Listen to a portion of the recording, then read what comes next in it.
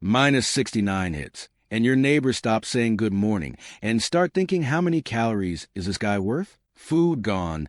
Heat gone. Humanity also gone. Han Fong tried being nice, save his crush, let her in, and got hit with the cleanest betrayal combo ever. Sweet talk, fake love, and her boyfriend walks in and ends him for his supplies. Run 1, he got looted. Run 2, he wakes up before the freeze. Same people, same trap, but this time, bro comes back prepared and broken. He can multiply food like his creative mode, and before the apocalypse even starts, he stacks everything else: fuel, heat, weapons, supplies. So while everyone else is outside freezing and fighting over scraps, Han Fong is inside, endless food, stock base, warm, safe, living like it's not even the apocalypse. Back to the early arc. Suddenly someone starts yelling our boy's name. Han Fong walks to the door, shivering, checks through the peephole, and it's Hwana, his crush, barely able to stand in the cold. Man doesn't even hesitate. Opens the door and pulls her inside. Next second she jumps him and kisses him. No warning, no build-up, straight attack. Han Fong is stunned, brain completely offline. Because yeah, this is his crush. She keeps going, putting full effort into it, and he's just standing there like, what just happened?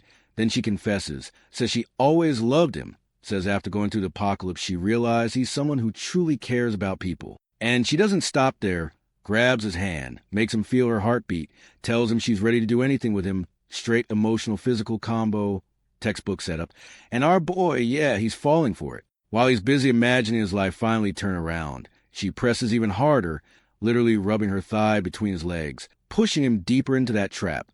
Now he's completely off balance emotionally, but even then he still tries to hold himself back, saying she means a lot to him. But this isn't the right situation for something like this. Bro tried, but Wana's not done. She tells him to close his eyes and just enjoy the moment.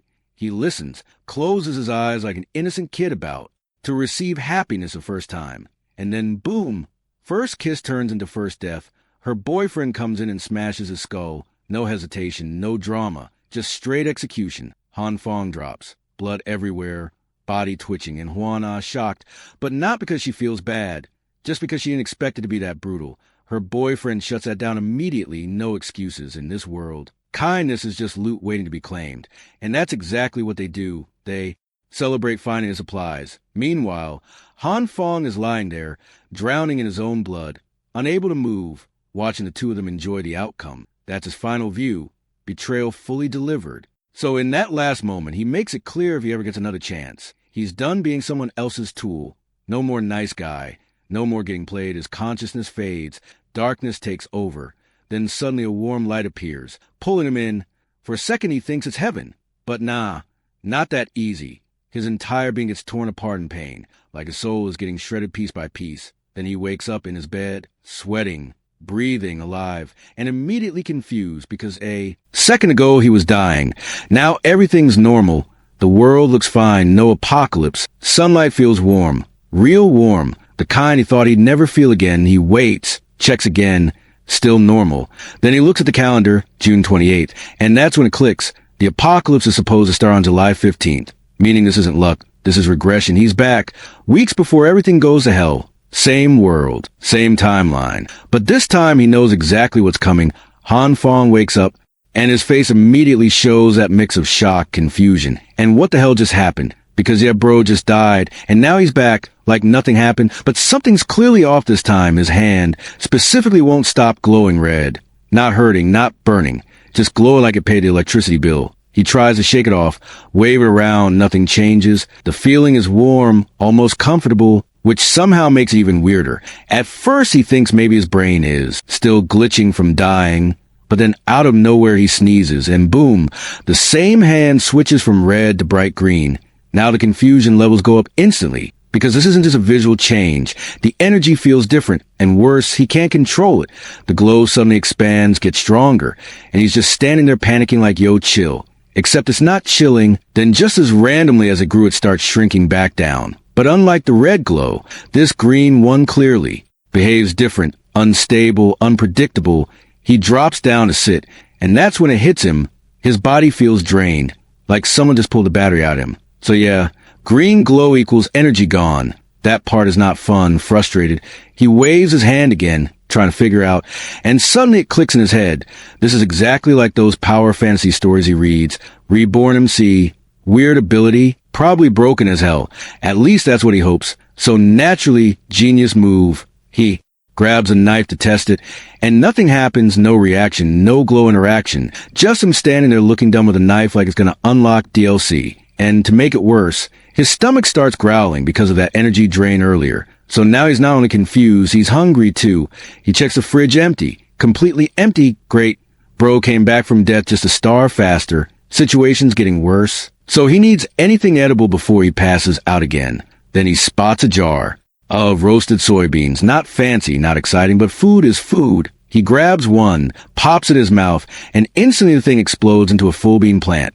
Just like that, no delay, no warning, and at the same time, the green glow disappears, and his exhaustion is gone. Full reset. Now he's staring at it like, okay, now we're talking. He grabs one of the sprouts, checks it properly, and realizes, yeah, this is his ability, not theory anymore. This is real food multiplication or growth, or whatever this is, definitely broken if used right. He wants to study it more, obviously, but priorities first. He almost passed out once already, so step one is securing supplies before the apocalypse hits again. Straight to the supermarket. Next scene. He's moving through a busy crowd, normal people doing normal things, completely unaware that their world is about to freeze into hell. Meanwhile, Han Fong is walking through all of it with a brain full of calculations. 2 types of glowing hands. Red stable, green unstable with energy drain. And the key moment was when the green glow touched the soybean and turned it into something usable. That's the pattern. But he still doesn't fully get the mechanics, and that annoys him while he's thinking. Someone calls out to him, of course it's her. Hyona. Same face, same voice, same person who got him killed. Still looks beautiful. Seeing her again hits him because this isn't just a crush anymore. This is a person who set him up and watched him die. Quick reminder, he chased this girl for 3 whole years, tried everything, played nice guy to the maximum, and deep down he already knew he was just backup material at best. Now add betrayal and murder on. Top of that, yeah, anger spikes instantly, but he doesn't explode, he holds it in, because going crazy now would just ruin everything. He calms himself down, locks that rage away for later, because revenge is not something you rush like an idiot. Right now, survival first. Hyona notices him spacing out, waves her hand, try to get his attention, acting all concerned like nothing ever happened. He snaps back, keeps it polite, even compliments her looks. Smooth, controlled, nothing extra. She plays along, calls him a smooth talker, and immediately tries to pull him into going shopping together, thinking she still has him wrapped. But this time, nah. Han Fong just walks past her, no hesitation, no second thought, treats her like background NPC. And that hits her harder than anything, because she wasn't expecting rejection from the same guy who used to orbit around her. Reality check delivered, clean and silent. Han Fong already sees through Huang completely. No confusion this time. No, maybe she's different. Nothing like that. He knows she's only being nice because she wants a walking wallet. And yeah, that script already got him killed once. He's not signing up for round 2. So he cuts it off mentally right there and moves on. Because bigger things are coming, his target is the Waldemar Shopping Plaza, the richest supermarket in the area, the kind of place that had everything stacked to the ceiling. And in his previous life, the second the Arctic apocalypse started, this entire place got wiped clean in one night, like a speedrun loot mission. Nobody even knows who did it, just gone. So this time he's not being late to the party. He's here early to take everything he can. Man's got a full survival list ready. Food, winter clothes, medicine, fuel, daily necessities. The whole I refuse to die again starter pack. Only problem, bro is broke. Like actually broke, big plan, 0 funds. Classic situation. He's standing there thinking how to fix this when suddenly he gets a notification saying he's eligible for a $170,000 loan. And right there, his brain flips from survival mode to big brain mode. Because let's be honest, who's repaying loans when the world turns into a freezer? Exactly, nobody. So he goes all in, downloads every loan app he can find, starts stacking money from everywhere like a man building his villain origin fund. No hesitation. Just future me is not paying this back. Meanwhile, Hijuana is somewhere else throwing a silent tantrum because her backup option dared to walk past her like she doesn't exist. That hit her ego harder than the cold ever could. She's out here calling him a pathetic loser, complaining he doesn't even have a car, basically coping hard because things didn't go her way. And right on cue, a car pulls up and honks at her.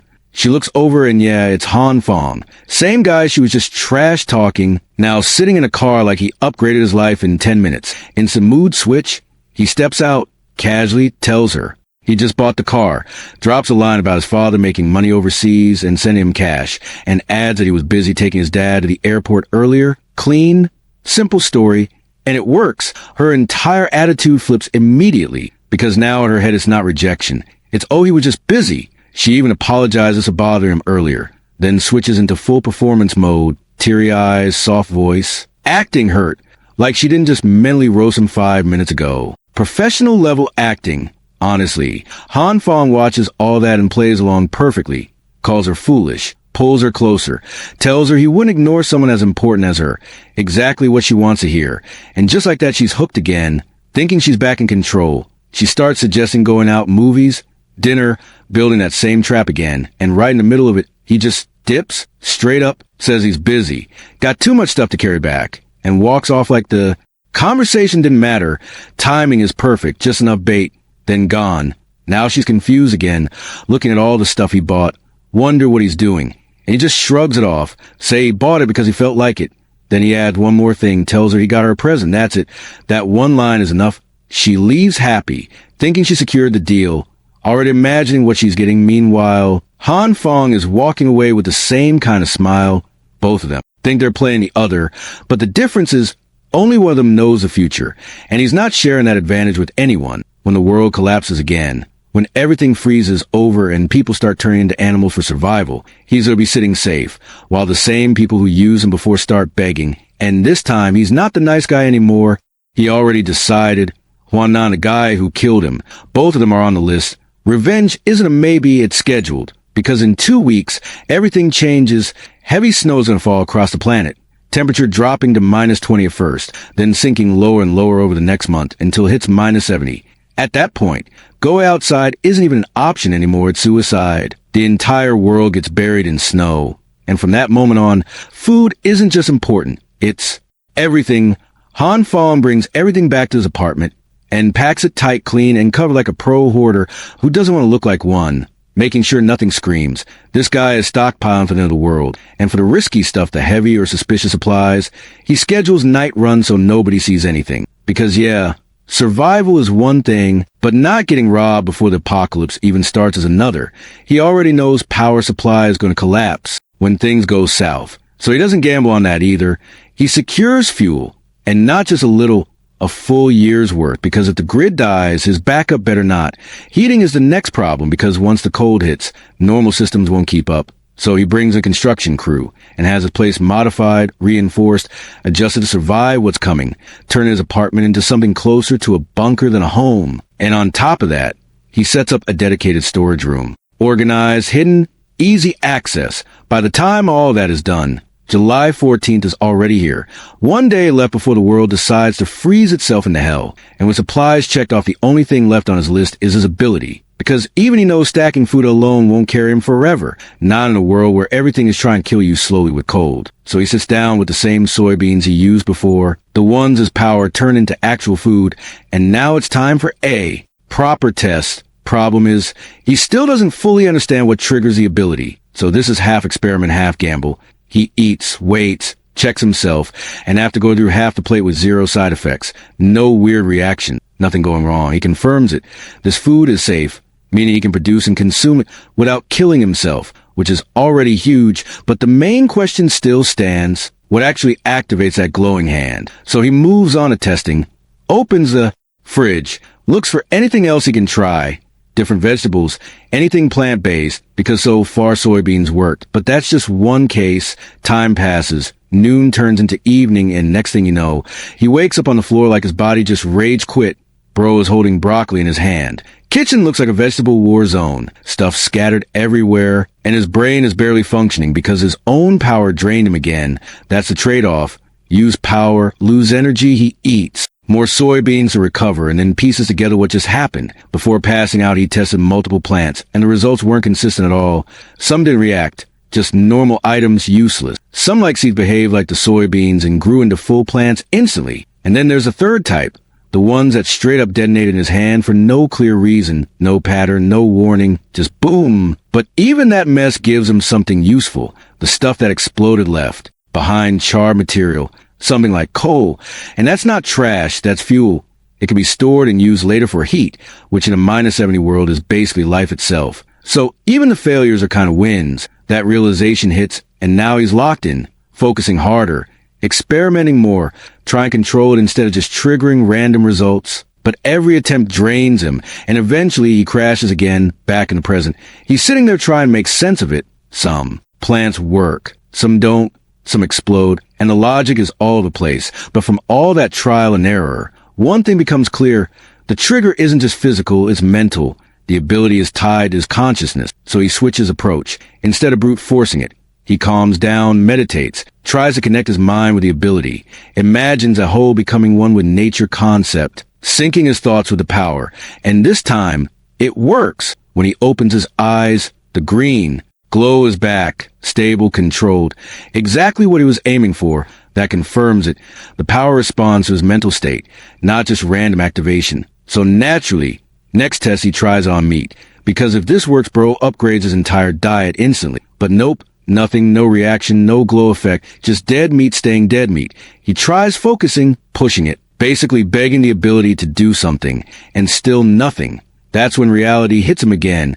If this doesn't change, he's stuck living off plants. Then he remembers something from earlier during meditation. 2 colors, not just green but red too. So far he's only been using green, meaning there's still one part of his ability untouched. So this time he closes his eyes trying to reach that second side of his ability. And this time it actually responds. His hand lights up red.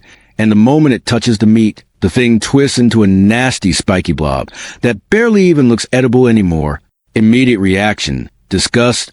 He tosses it away like it offended him personally, then walks up again because, yeah, ugly or not, this is still data. He pokes it, grabs it again, checks carefully, trying to understand what just happened. At first glance, it looks cooked, which makes him think maybe the red glow is just heat. But the more he looks, the more that idea falls apart. This isn't cooking. It's the opposite. The structure is breaking down, like the meat is going backwards into decay. And just like that, it clicks. Green speeds things up, pushes growth forward. Red drags things backward, breaks them down into disintegration. Now that's a combo worth testing, so he doesn't waste time. He brings both hands together with the meat, green and red at the same time, and boom, a yellow flash hits. When it settles, the meat is no longer that small piece. It's a bigger fresh slab, bigger than before, clean, usable, but something's missing. The soybeans he had in his hand are gone, which means they didn't disappear. They merged, combined into the result. That's the trade. He checks the meat again. And yeah, it looks fresh, better than before, like it just came out of nowhere brand new. Now he's actually impressed. This isn't just survival anymore. This is control over resources. He tries again, aiming to repeat it cleanly, but this time it fails completely. Everything turns black. Result ruined, no control, no output. He slams his hands on the floor out of frustration because, yeah, one success doesn't mean mastery, but he stops himself from spiraling. There's time. He's already learned a lot in one day. Green grows, red breaks, yellow combines. That's more than enough progress for now. He just needs control. If he masters this, he's not just surviving, he's dominating. Then reality taps him again. Food is great, but food doesn't stop people. And in an apocalypse, people are worse than the cold. So now he needs a weapon, simple thought. But right as he's about to act, on it, he notices it. The snowfall has already started. Same as last time, heavy snow. Wrong season. July turning into winter overnight. That's the signal. The apocalypse has officially begun. But he doesn't stop. He knows once it hits -45. Moving outside becomes a death sentence. So if he's getting a weapon, it has to be now. Problem is, guns are illegal. So it's not like he can just walk into a store and pick one up while he's thinking. He notices a loudmouth nearby. Some broccoli. Haired clown yelling about how he's a younger brother of some big shot, using that typical I got connections nonsense to win an argument. Han Fong recognizes him instantly. Same neighborhood, same annoying behavior. People even gave him a nickname, Homeless Joe. A guy who pretends to be important, always talking about deals and projects, acting busy while doing absolutely nothing. The kind of guy who flexes imaginary success, useless most of the time.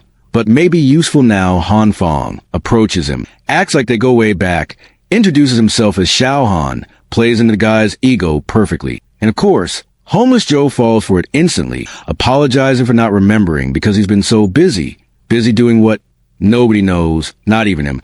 But that's not the point. Han Fong pulls him aside, lowers his voice, and explains that he needs a gun, that it's Joe like a brick. Suddenly the act drops a bit. He's shocked, asking why the hell anyone would need that. He even tries to back off, warning that guns aren't a joke, they're illegal. And even with connections, it's risky business. For once the clown is thinking straight, Han Fong doesn't hesitate. He makes up a story on the spot, says it's self-defense, says he got into a fight with some guy who disrespected him, spat his face. So he beat him up in public and humiliated him. Now he's worried about retaliation, clean, believable enough. Nothing too complicated. He just needs Joe to think there's a reason, something worth the risk, and he leaves it there, letting the story sit, waiting to see if this fake big shot actually has the connections he keeps bragging about. So Han Fong finishes his little revenge-flavored backstory, explaining how the guy he beat came back with his whole squad the next day and absolutely folded him, turning him into a punching bag from head to toe. And yeah, after getting clowned like that, wanting a weapon suddenly makes perfect sense. Homeless Joe, instead of focusing on the actual point, locks onto the spitting part like it a national crime and starts acting morally outraged, saying that kind of disrespect deserves punishment, completely missing the bigger picture. But whatever, at least he's on board. The guy throws an arm around Han Fong like he's some big brother savior and promises to handle everything, saying he'll call his big brother and fix the situation. For once his fake confidence actually lines up with what Han Fong needs. So no complaints here. Joe suggests they take a ride, casually mentioning his own luxury cars and servicing, classic excuse. And Han Fong just goes along with it and shows in the car he brought.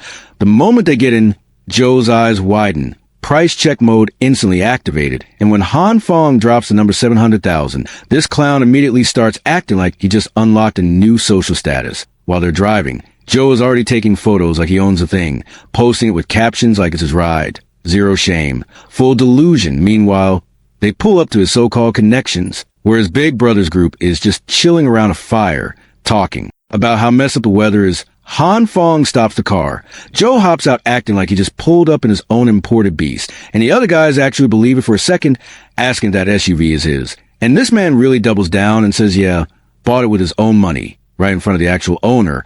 Bold isn't even the word anymore. Then comes the main event. Joe drags Han Fong inside to meet the boss. And yeah, the guy looks exactly like you'd expect. Tattoos everywhere. Face saying, don't waste my time. First reaction, he's already annoyed seeing Joe, basically telling him to get lost. But Joe pushes forward anyway and throws Han Fong under the spotlight, saying his friend wants to buy a gun. Now the boss actually pays attention, gives Han Fong that stare like he's sizing him up, and Han Fong is just standing there thinking, yeah, this could go wrong real fast. The boss isn't impressed, more annoyed that they came all this way for something as basic as a handgun. But still, he tells one of his guys to bring one. They toss it over. Price set at 6,000, simple deal. But Han Fong didn't come here for a toy. He looks at it and basically says, nah, this isn't it, asking for something bigger. Something with a scope. Straight up asks for a sniper rifle, like he's browsing an online store. The room goes quiet for a second because, yeah, that's not a casual request. The boss immediately checks him, reminding him he's not here to shop around like this is a mall, and that he's in no position to make demands. And right when things are about to turn messy, Homeless Joe jumps in again with another one of his ridiculous stories. This time talking about how Han Fong's wife cheated on him 3 times, turning the whole thing into some emotional drama. The boss actually eats it up, gets fired up on Han Fong's behalf, like he just watched a tragic movie. And somehow that nonsense flips the mood. In the end, the boss agrees, says he'll arrange the sniper, but it'll take a few days, and tells his guy Chong to also prepare semi-auto. On top of that, he tosses in the handgun for free, calling it a gift.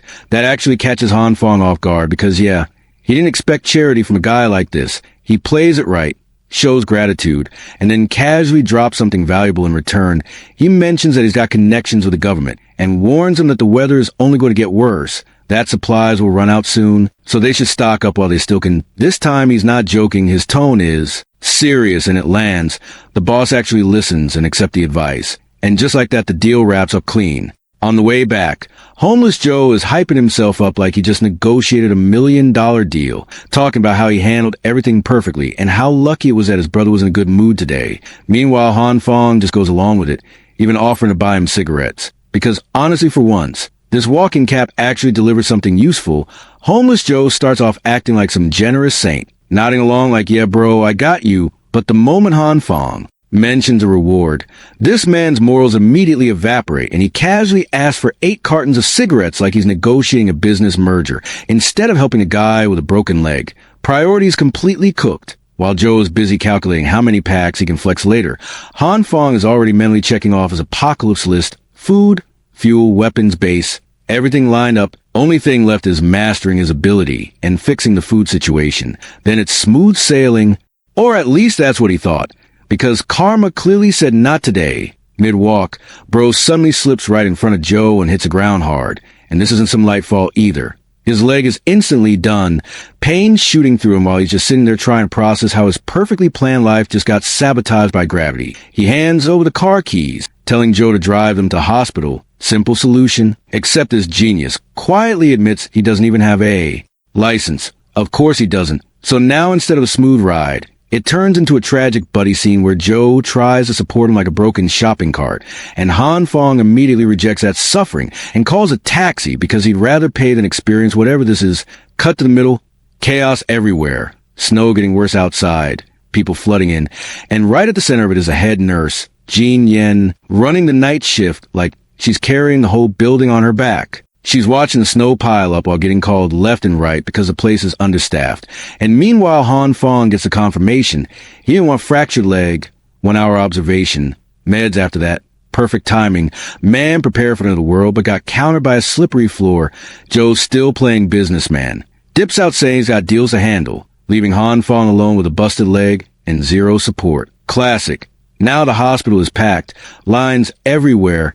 People panicking because the weather is clearly not normal, and Han Fong is stuck waiting for meds like it's the last boss fight before discharge. That's when he spots Jean Yin working in the distance, moving between patients, checking pulses, handling everything like a pro. And yet bro gets distracted instantly, young, kind of efficient, and somehow still calm in this mess. No wonder everyone relies on her. Han Fong just stands there watching, already impressed, because after everything he's been through, this is a very different kind of presence. Then an old man calls her over, complaining about back pain, and she responds politely even though she's clearly overwhelmed, telling him it might take some time.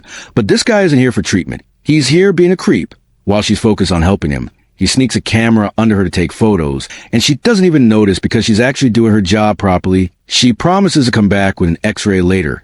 But this guy isn't done. He escalates and starts touching her, and she still thinks he's just a patient needing help. That's when things cross the line completely. And before he can continue, Han Fong launches his crutch straight into the guy's face. No warning, no hesitation. Just full send.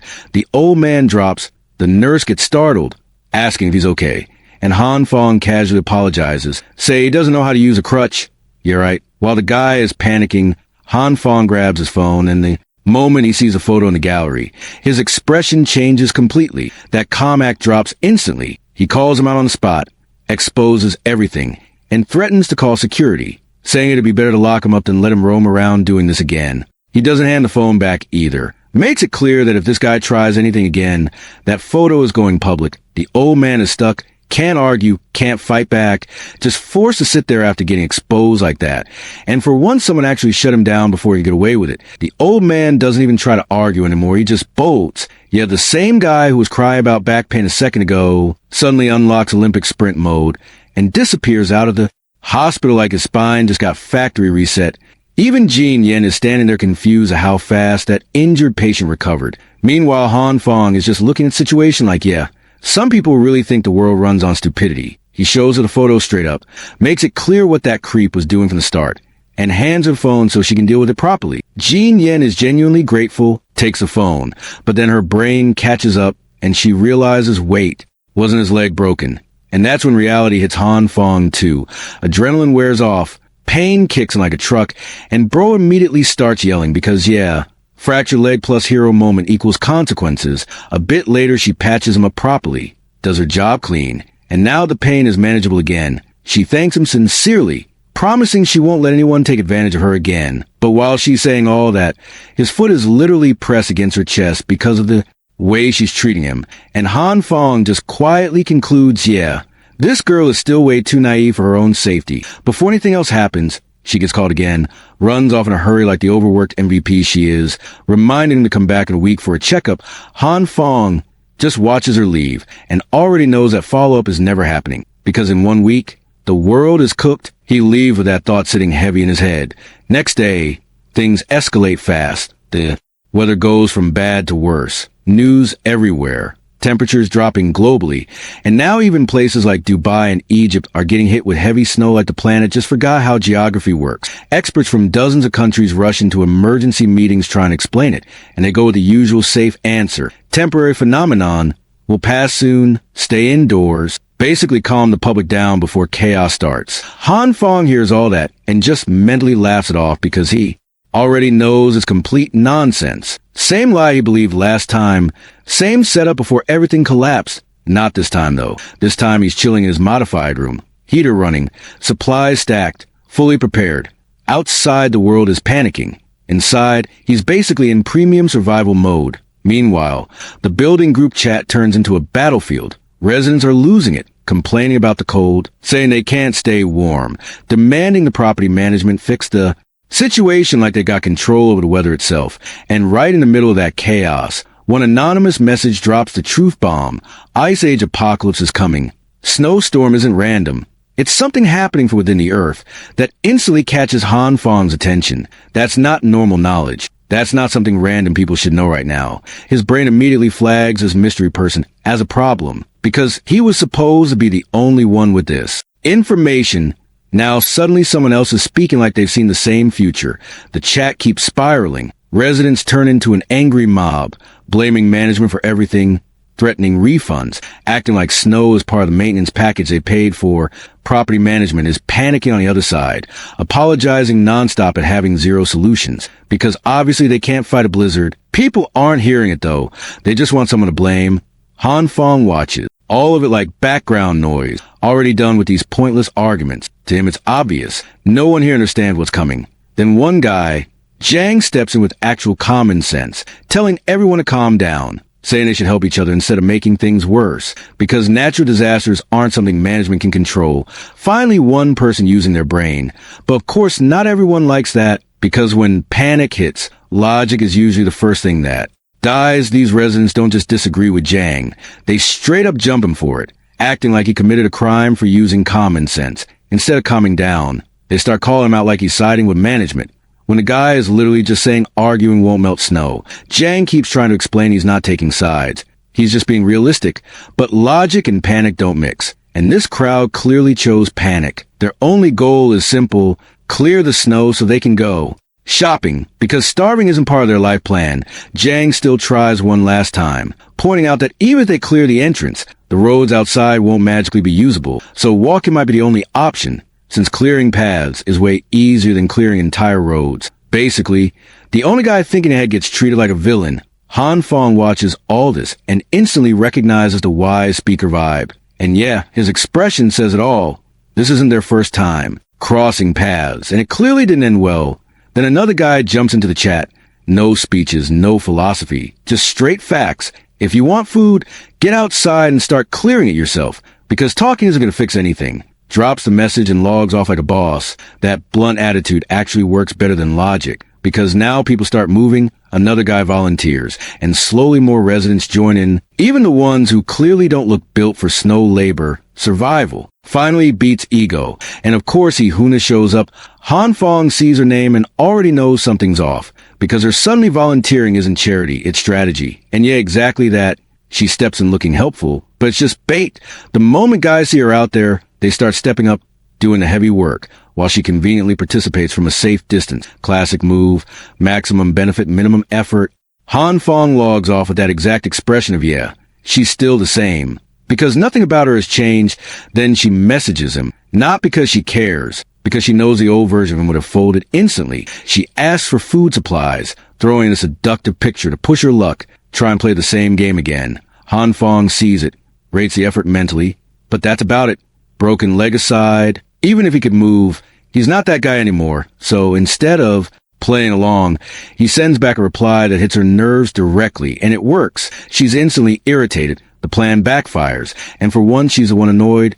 Quick recap hits. Third day since the blizzard started, temperature's already dropping hard, but it's still early stage. Heating still works. Internet's still alive. So people are distracting themselves instead of preparing. Han Fong. Same situation, physically stuck with a broken leg. Mentally bored out his mind, he's scrolling endlessly, trying to pass time. But even that gets old fast. He realizes real quick that isolation hits harder than expected, especially when you can't even move properly. Still, nothing else to do, so he keeps scrolling. Then something actually catches his attention. A news report about a guy with insane regeneration. Fell from the 15th floor, body completely wrecked, bones shattered, organs damaged, and yet he started healing on his own like nothing happened. That flips a switch in Han Fong's head. If abilities like that exist, maybe his can do more too. So he tries it, activates the green light, focuses on his broken leg, tries to heal it. Nothing. Tries again. Still nothing. Same result every time. The ability just doesn't respond the way he wants. So he gives up for now, slumps back, disappointed because for a moment he thought he found a shortcut. Hours pass. Scrolling continues. And eventually he drifts off to sleep. And then the dream hits. He's dressed in primitive clothes, riding a massive goat like it's completely normal, with an entire herd of goats flying alongside him. Not walking, flying. The whole scene looks ridiculous, but real at the same time. Like he's leading some kind of goat army. Everything is moving smoothly, until suddenly the goats stop mid-run, slam to a halt. And the one he's riding throws him straight off its back, ending the ride just like that, lands badly, and yeah, his already broken leg takes another hit, before he can even process it. One of those flying goats walks up and starts licking his injured leg. Now instead of feeling blessed, bro is just disgusted. Like, what kind of medical treatment is this? And he pushes the goat away. Big mistake. The goat gets offended, pulls out a tongue that has absolutely no business being that long, wraps it around his leg like a grappling hook, and yanks it upward. The moment that tongue makes contact, his leg starts healing instantly, like damage just got erased. That's when he snaps. Awake, sweating like he just survived a nightmare DLC, still trying to process what he just saw. He suddenly notices something. His leg is glowing green, not imagination, not leftover dream effects, actual energy, actively repairing the injury. He carefully unwraps the bandages, puts his foot down. No pain, zero. The same leg that was wrecked is now working fine. So yeah, that dream wasn't random. It triggered something. But the catch, it only worked while he was asleep. Now obviously curiosity kicks in. Instead of playing it safe, Han Fong grabs a knife and decides to test it the hard way, hands shaking and everything. But he still does it. Results pending. Meanwhile outside, the residents actually managed to do something useful for once. The mob that was arguing earlier is now out there clearing snow. And thanks to everyone pitching in, the path to the main gate is finally open. Credit goes to Jang for pushing the work together agenda, even if they roasted him earlier for it. He gives props to the old man who worked the hardest. The old man returns the praise to the twins, and everyone's playing nice for 5 minutes straight, rare moment. Then Jeanine shows up, trying to walk through the snow and immediately struggling. Because yeah, hospital shift plus snow terrain isn't a good combo. The twins step in, help her up, then go right back to work like actual decent humans. Jang notices the snowfall getting worse and tells everyone to hurry up, grab supplies, and get back fast before things escalate further. Right then the old man remembers something and hesitates, but Jang pushes him to speak. So he drops a rumor. Few days ago, someone in the building was seen bringing a truck full of supplies, acting like they were just moving in. Jang brushes it off at first. Sounds normal enough. But then comes a detail, gas tanks and a fireplace. That's not normal moving behavior. That's someone preparing for something big. Suddenly it doesn't sound so casual anymore. Before they can dig deeper, the twins return, and some random guy who was clearly eavesdropping jumps in. Curious as hell about this mysterious prepper. Instantly gets hit with a snowball by Jeanine for slacking instead of working. Jang steps in, shuts the chatter down, and tells everyone to move out since the path is clear. Jeanine's ready to head for supplies too, but the old man still isn't done. He asks Jang directly, what if that guy already knew the blizzard was coming? Jang pauses, then plays it safe, says the storm will pass soon. No need to panic. And even if it doesn't, having someone stocked up nearby might actually help everyone survive. Smart answer. Avoids panic. Keeps things neutral. The group moves toward the store, but the storm starts hitting harder, forcing everyone to speed up. And while all that is happening outside, Han Fong is inside his apartment, still passed out from earlier, completely unaware of the neighborhood turning into a survival squad. Then knock knock, he wakes up, hears a familiar voice, Opens the door and it's homeless Joe, holding the goods. Delivery successful. The boss kept his word. Joe explained that Brotherly handled it, since he already stocked up and doesn't need to run around like everyone else now. Basically, man secured his future early, and now he's chilling. Han Fong is actually grateful because coming out in this weather isn't exactly easy. But Joe didn't just bring weapons. He brought news. Apparently, rumors are spreading about something crazy. A supermarket in the Eastern District got completely wiped out overnight. Not looted halfway. Completely empty. When the gang cleared the snow and checked it, nothing was left. Not even scraps. Han Fong hears that and pauses. That's not normal. Clearing an entire supermarket in one night. That's not. Desperation. That's something else. Something calculated. And if it really happened the way Joe says, then someone out there is moving way ahead of everyone else. Maybe even ahead of him. Now, this is where things start getting real for Han Fong, because that supermarket incident doesn't sit right with him at all. Bro realizes something is off compared to his previous life. This isn't just Apocalypse 2.0 anymore. Something extra is cooking the background. And the worst part, he's not the only one with broken game mechanics anymore. For a second, he's deep in thought. Then Brotherly cuts in, gives him a simple warning, dress warm, don't be careless, and dips out. Straightforward guy, delivers goods, drops advice, leaves, door closes, silence hits. And now Han Fong finally gets to think properly. He runs through everything again, try and make sense of that overnight supermarket wipe. Only conclusion he lands on: someone with cheat code level ability, the kind you see in novels. Inventory space nonsense, infinite storage, pick everything up in vanish type. And once that thought clicks, the answer is obvious. If he has powers, someone else definitely can too. That realization hits different. Now it's not just survival, it's competition. No more wasting time. He immediately switches into testing mode, opens up his diary like a proper tryhard, and starts breaking down everything he knows about his abilities so far. Green light, red light, plant reaction, meat reaction, growth, duplication, heating, all noted. But the main issue, this ability is inconsistent as hell. It works until it doesn't. Soybeans are like a 10% success rate, meat even worse. Basically RNG gameplay with real consequences. And right on cue, the power decides to embarrass him again. He activates it on a soybean. Boom. Instead of a plant, he gets a nasty green cloud and a useless stinky rock in his hand. Not even a cool failure, just straight garbage. At this point, yeah, frustration is building. This ability is powerful but unreliable, and that's dangerous. So he locks in no shortcuts, no whining, just practice, hour after hour, testing, failing, repeating. Bro basically turns his apartment into a mini lab. By evening, he finally gets a win. A proper soybean plant, fresh, alive, pods and everything, clean success.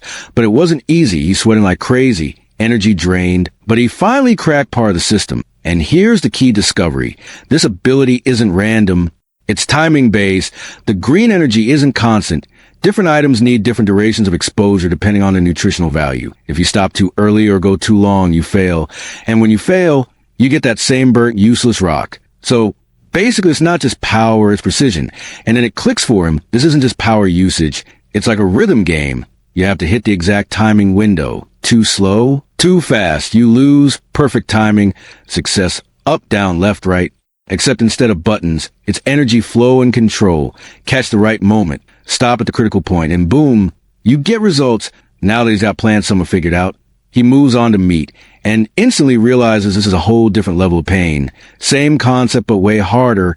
Mess up the timing even slightly. And instead of food, you get black sludge. Not even edible, just straight up cursed paste. Still, the principle should be the same. So he keeps trying and keeps failing.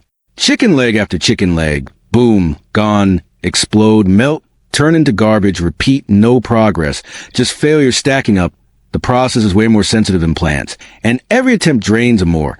At this point, it's just a cycle of trying, failing, resetting, again, and eventually, yeah, his patience snaps. Han Fong is completely fed up, straight up yelling at his own ability like it personally betrayed him, because this thing isn't just hard, it's disrespectfully hard. But quitting, not happening. Outside, the snow keeps getting worse. Temperature dropping like the world is trying to uninstall itself. And inside, this guy is still grinding like it's a ranked match he refuses to lose. The kitchen is already a disaster zone. Failed attempts everywhere. But he keeps going. One last chicken leg left. Last attempt energy. Now he's fully locked in red, green, timing, control, up, down, left, right. Like he's sweating over a rhythm game where one mistake sends you back to level 1. Every move matters, every second matters. And if he messes up, it's restart again. Tension its peak, hand steady, brain focused, and finally success. The chicken leg doesn't explode, doesn't turn into cursed sludge. It grows huge. Clean result. Han Fong just lets out that exhausted yeah.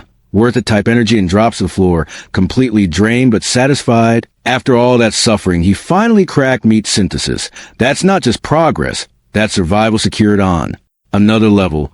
Meanwhile outside, the world keeps spiraling. News reports roll in saying it's already the third day of the snow disaster, July 17th, and the entire country is getting hit the same way. They start throwing big words around. Once in thousands of years disaster, emergency measures, authorities doing their best, same script, different day. Han Fong wakes up to like background noise because he's heard all this before. Promises about fixing electricity, restoring transport, humanitarian aid coming soon. Basically just wait a little longer. Propaganda. Then his phone starts blowing up, notifications stacking up like spam. Group chat is active again. And yeah, curiosity wins. He opens at chaos. Everyone arguing about the news. Half of them still trusting the government. The other half already preparing for worst-case survival mode. And then one voice cuts through the noise. Old Uncle Lou. This guy isn't buying anything. Straight up calls out the lies. Says if things were under control, help would already be there. Instead, he drops something heavy. Rumors about the government gathering tanks, armored vehicles, heavy weapons in the capital. Not for rescue, for war. That word hits the chat like a bomb. Silence for a second, then panic explodes. People asking if it's true, if they're basically doomed if war is coming on top of everything else. Han Fong just watches, interested. Because yeah, this lines up with fragments of what he remembers. This isn't just a natural disaster anymore. Then Zhang steps in again, trying to stabilize the situation. He says if there's even a chance this is real, they need to act now, not panic. Some residents are already running out of supplies, and with government help uncertain, they need to rely on themselves, his plan, organize, help each other, share resources. To prove he's serious, he puts half his own supplies on the table, not talk action. People start reacting. Some agree immediately, others hesitate. But momentum builds. One guy supports the idea and even drags one into it. Probably trying to look good or get her attention. But Hwana flips instantly, switches to her weak innocent mode, saying she doesn't have extra supplies, acting all helpless. And right on cue, her fan club jumps in to defend her. Like she's the victim, same pattern, different day. That little drama almost derails the whole plan. But eventually, people start contributing anyway. Food, clothes, medicine, stuff starts piling in. Zhang thanks everyone, keeps it moving, and realizes they need structure, not chaos. Too many people, too many resources. So he suggests assigning certain residents to manage everything properly. So just like last time, Zhang smoothly puts himself at the top of this so-called emergency committee, acting like the savior of the building while setting up the perfect system to control who eats and who starves. Han Fong reads that announcement and immediately smirks. Because yeah, he's seen this movie before. Same script, same fake hero energy, same ending. People getting robbed politely in the name of distribution. Fast forward, July 19th, 5th day of the apocalypse, and now the temperature has dropped to a clean minus 40. Not cold, disrespectfully cold. This is a day central heating. Finally gives up and dies. And suddenly everyone realizes they were living life on easy mode till yesterday. Now it's survival DLC.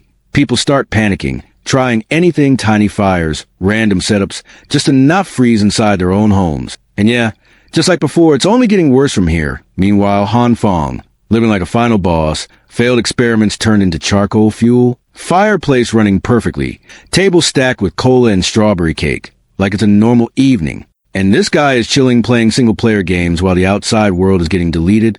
Priorities, perfectly aligned, of course. Peace doesn't last. Phone rings. Some block leader on the other end. Talking about we're clearing the roads in 20 minutes, need manpower in the basement. Bro really thinks this is a snow day, not an extinction event. Han Fong almost roasts him on the spot, but holds back. No point making enemies yet. Low profile matters more than ego right now. So he sighs, gets up, and heads down. First look at the entrance, and yeah, reality check, it's everyone at once. The snow didn't just pile up. It sealed them in. Everything they cleared before, gone. Completely erased. Like it never existed. Volunteers are already pissed, but still stubborn enough to try open the door. They call Han Fong over. Everyone stacks up, pushes together, and the moment that door cracks open, the storm doesn't knock. It invades. Snow floods like it owns the place. wind slicing. Through them, visibility gone, breathing feels illegal. Step outside, and you're basically signing your own death certificate. Han Fong instantly regrets leaving his couch. This isn't go outside and help. This is go outside and disappear. Even the others finally get it. No hero complex survives that kind of cold. And right on cue, the king of bad decisions shows up. Brotherly, aka Homeless Joe. Man walks in like he's about to solo the blizzard. Starts calling everyone cowards, talking big like. The storm is just a minor inconvenience. Meanwhile, everyone else is shivering, trying to explain basic survival logic to this guy. But nah, logic isn't invited today. He finishes his cigarette like it's his power-up, then charges straight into the snow like some low-budget anime protagonist. Starts punching the snow, yelling, acting like he's unlocking some hidden ability. For a moment, dude actually digs a human size hole, and then silence. Next thing you hear, muffled cries for help from under. The snow, reality hit him harder than the storm did. They drag him out, face purple, body half frozen, looking like the boss fight ended before phase 1 even started. That's when everyone finally accepts it. This isn't something you brute force. Door gets shut immediately. No more hero plans. Han Fong walks over, checks on Brotherly, not because he respects him, but because dead idiots bring trouble. Then he tells everyone to move to the basement car park, find whoever's in charge, and figure things out there. No point standing at the gate arguing with a blizzard that doesn't care. They head down, and compared outside, the underground parking actually feels like a luxury zone. Not warm, but at least it's survivable.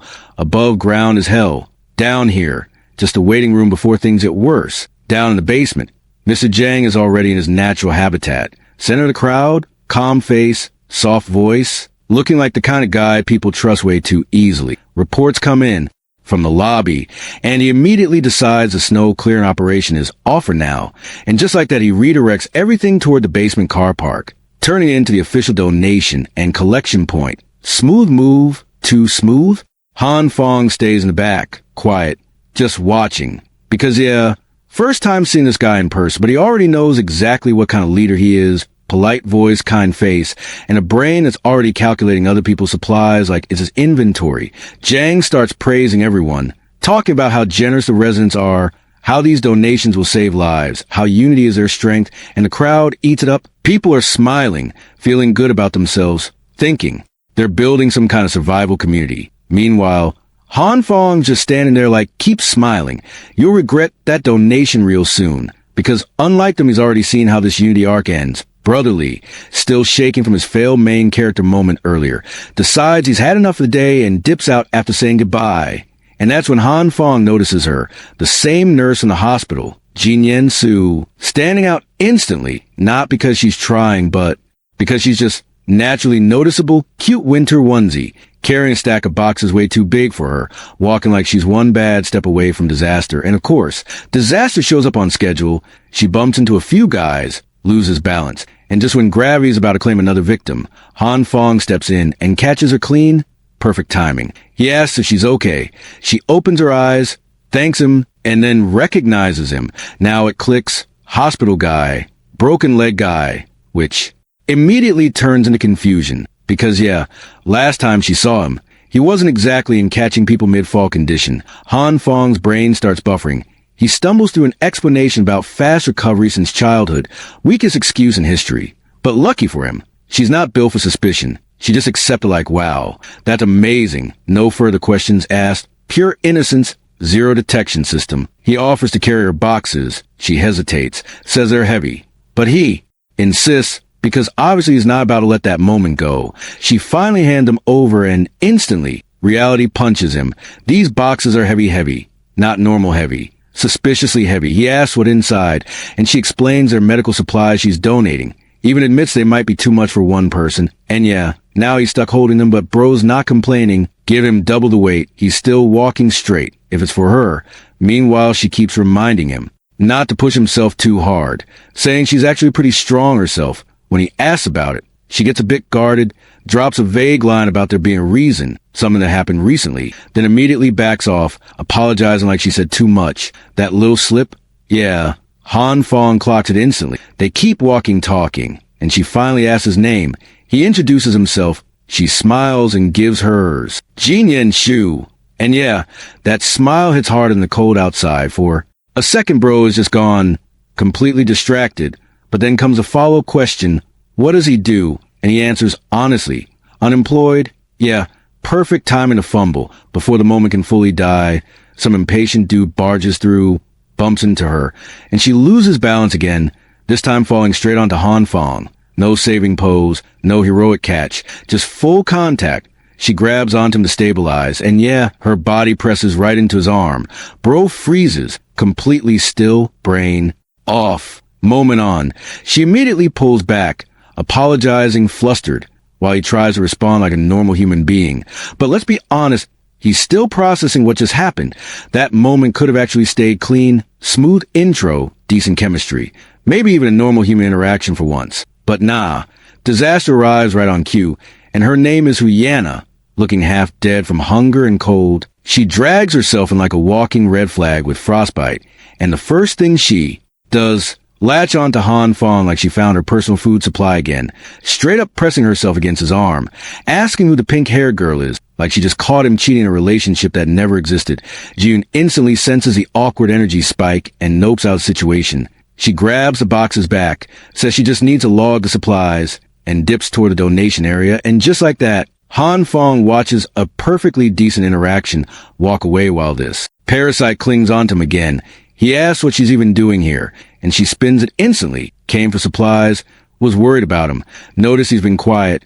Bro scratches his head, plays along, says he was about to message her. She calls him out immediately, saying he looked pretty busy chatting with someone else. Then comes the real goal, asks if he has extra food, says she's almost out classic, straight to business. And here's where Han Fong doesn't get mad. He smiles, because now he's the one playing. He tells her he doesn't have much either, but he could share, just not with people who ignore his messages. Then he steps closer, grabs her waist, and casually asks if she's willing to come stay with him for a few days. Smooth delivery, but with a trap built in that caught her off guard.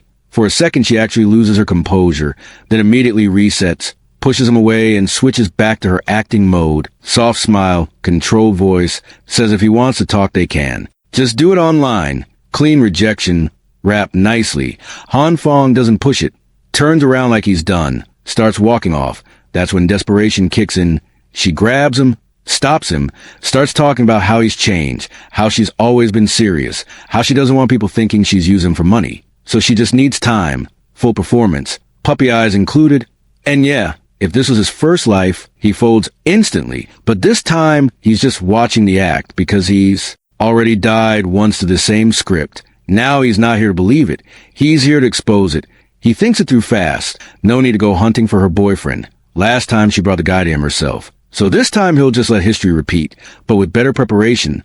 Back then it was a steel bat. Now he's got something way more convincing waiting. So instead of blowing things up, he backs off, laughs it off, says he was just joking. Now she's the one feeling awkward, thinking she overacted for nothing. He tells her he'll wait for her message and bring food tomorrow. Clean exit. Both of them smiling, both of them lying. She walks away with that same ugly smirk creeping back onto her face, thinking she's still in control. What she doesn't realize this time, she's the one getting played, and Han Fong, he enjoys it. Quietly. 2 days pass, no message from him. Instead, her phone turns into a complaint factory, angry text, frustration, asking where her food is. Meanwhile, this guy is sitting comfortably, eating a hot steak with a drink like it's a normal dinner night, just watching her messages stack up. Honestly, nothing is better than eating good food while watching someone who killed you in your past life slowly lose patience. And yeah, that food, that's not normal anymore. He finally figured out the method to produce actually good meat, not just edible, proper satisfying food. While everyone outside is freezing and starving, this guy is inside sweating in a bathrobe, living like the apocalypse forgot his address. But he's not just chilling. He's been testing nonstop. And now he confirms 2 key things. First, meat can't be expanded infinitely. There's a limit.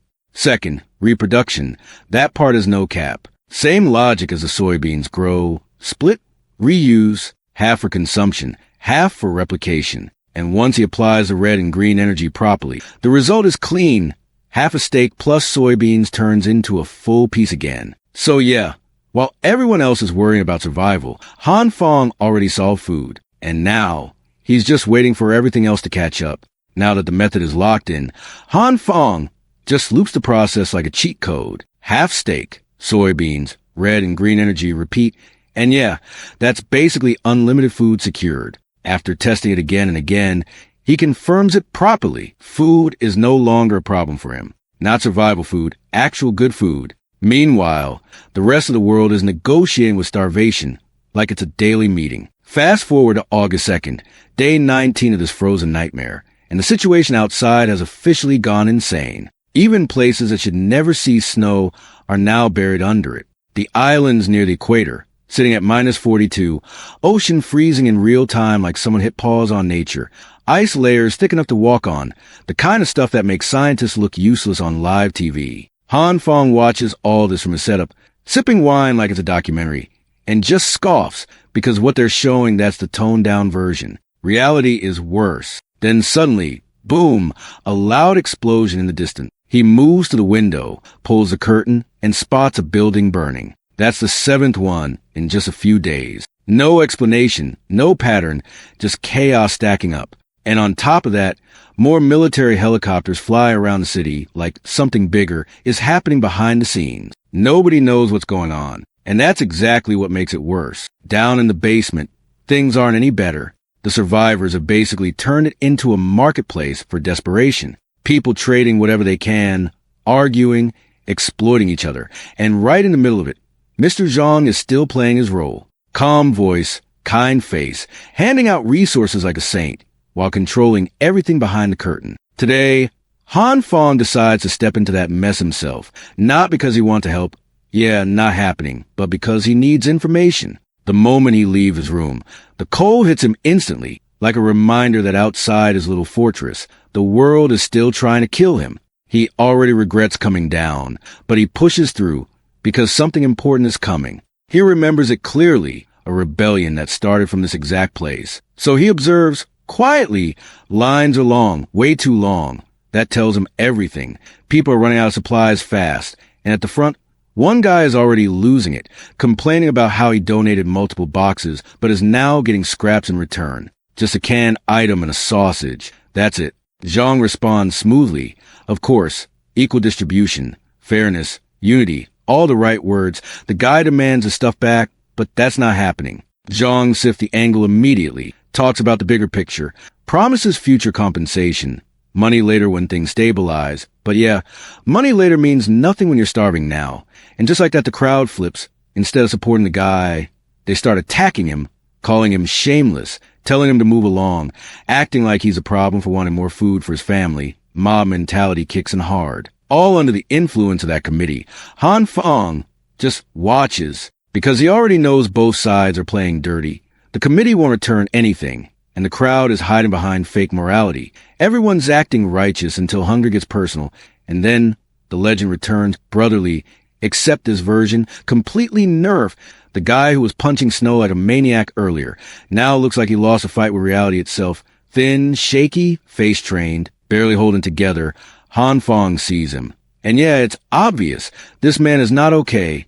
He tries to act normal, says he's fine, just cold. But even he can't keep that act for long. Finally admits it.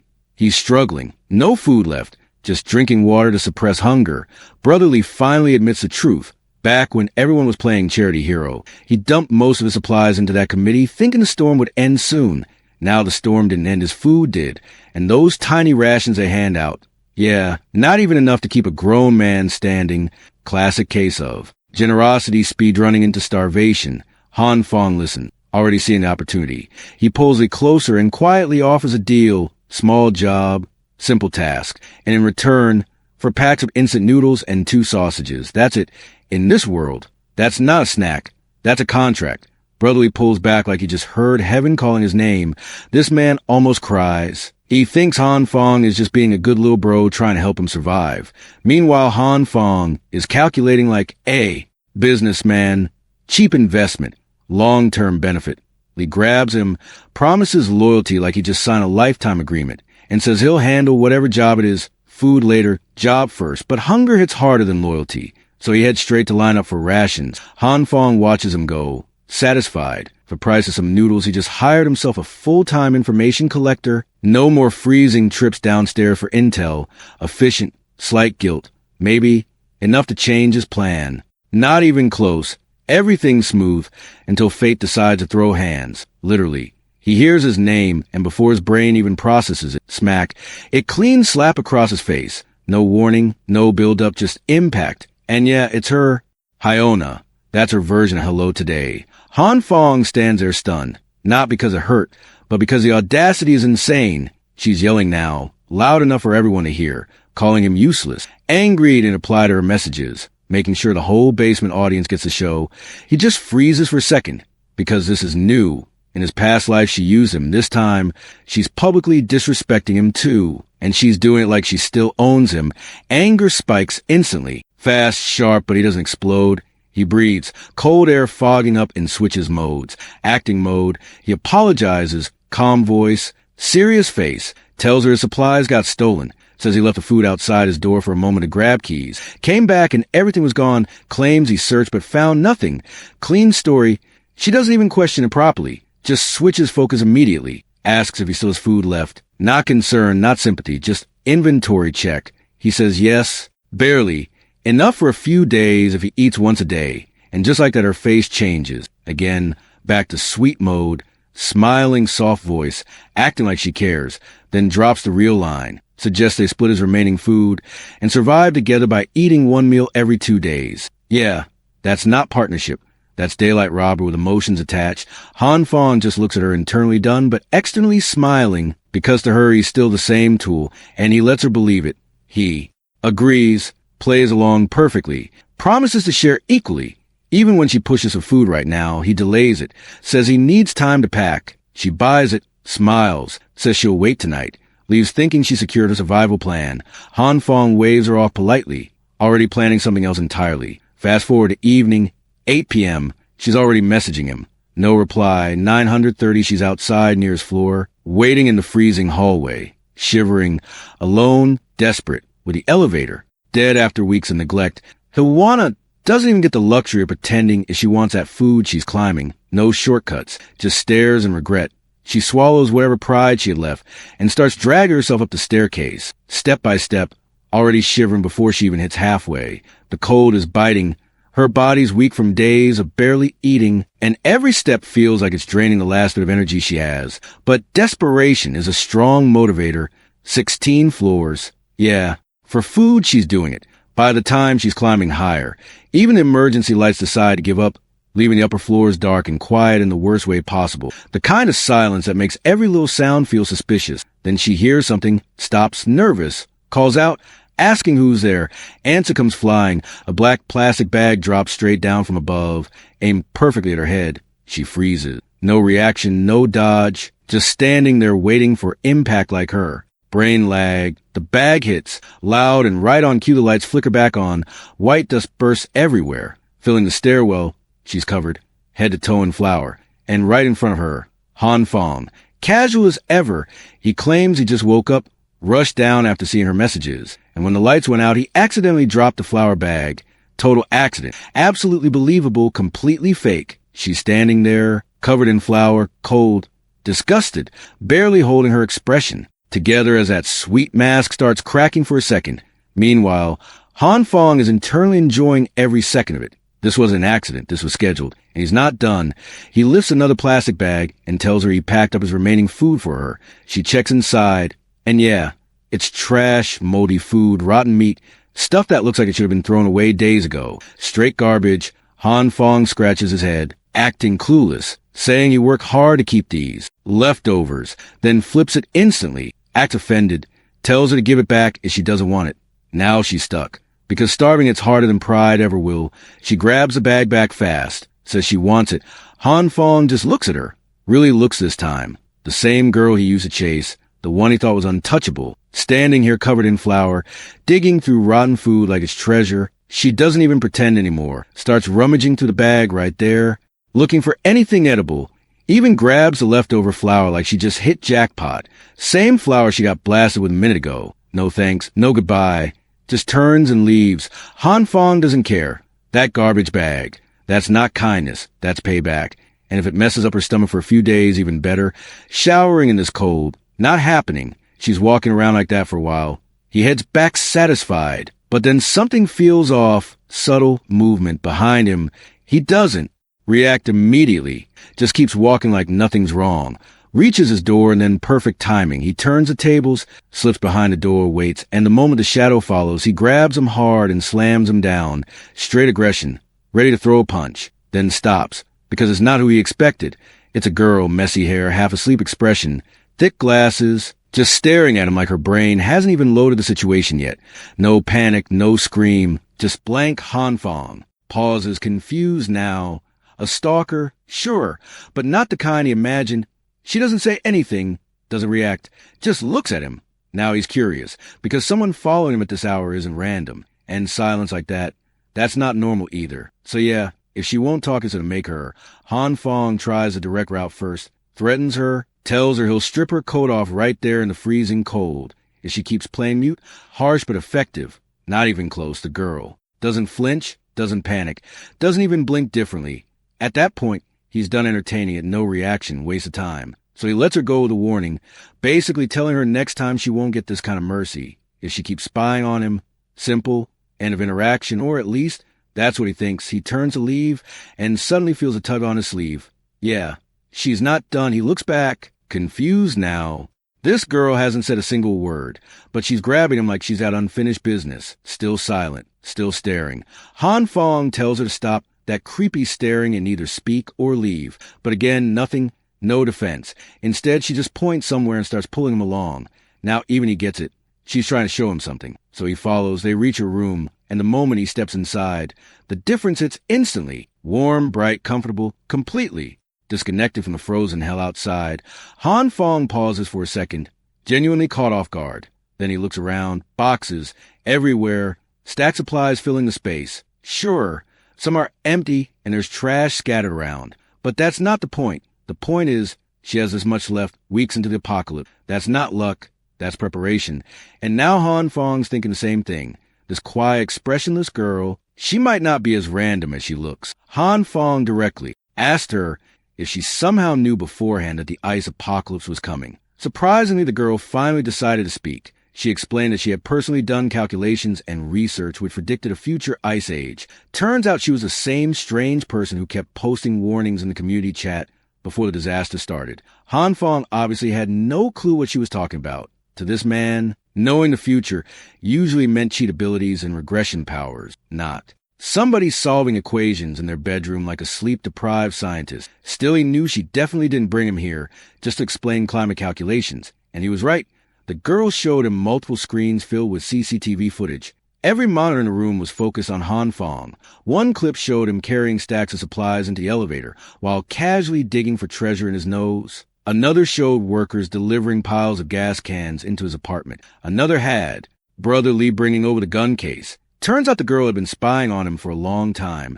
Every monitor in the room was filled with footage of Hanfang carrying supplies, gas cans, even a gun case Brother Lee brought earlier. This man really got turned into a reality show without knowing it, now that she was more relaxed. The girl casually started changing clothes right in front of him because the room was too warm for winter clothes. Hanfang immediately misunderstood and told her to stop putting on a live performance in front of him.